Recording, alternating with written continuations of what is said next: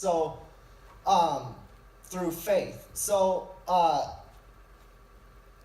we do not need to argue about how. Does that all make sense? I know I'm kind of butchering that, but it was really a different perspective on Paul, because when we read, especially like the Gospels or Romans, it almost seems like Paul's like, you Jews, you don't get it. Come on to this side, But he's not like that. He's like, my brothers, my kinsmen, I grew up with you. I am one of you.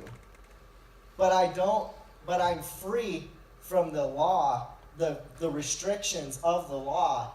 And salvation is earned the same way for you as it is for me. It's earned the same way as it is for Gentiles as it is for me.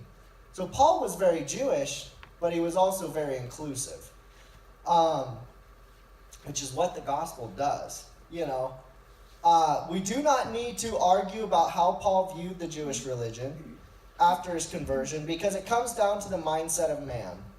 You will have some that understand the grace of God as his chosen people under the law, and you will have those that are legalistic, trying to earn their way with God.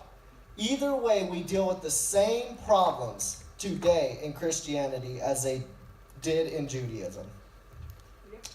You have crazy Pentecostals that get way out there and start floating, almost like levitating off the ground in the spirit, and all of a sudden there's grace, grace, grace.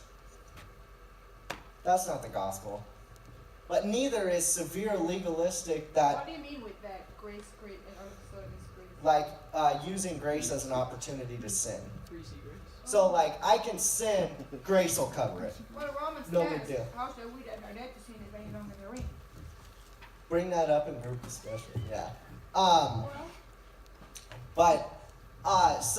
And the other end of that is the legalistic side, which is always trying to work for God's approval, not fully understanding our identity.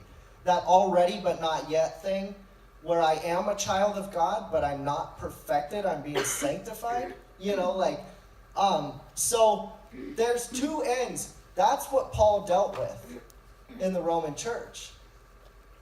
Same thing we deal with at Central Assembly. Same thing we deal with in Great Falls. Same thing we deal with nationally, globally. Two spectrums. Where do we meet? In the middle. It's called the gospel of Jesus Christ. So, Paul's defense against the law revolves around the basis of salvation through Jesus alone, by grace, through faith. Last of all, the canonicity, the authenticity of Romans has been challenged on a couple of occasions, but has stood the test of time as inspired work of God that belongs in the canon of Scripture. So, that's it for this week, and that's the overview of Romans. There's so much more to learn. Once you dive in, you'll realize you know nothing. And you'll have a lot more questions, and you'll keep learning and learning and learning. But and just don't get overwhelmed by information. Focus on the meat. Focus on the root. Focus on what is the message Paul's really trying to communicate here. Because you can dissect Scripture and tear it apart, which is good, but always keep the main focus. Always keep the heart of what the message is, the gospel. So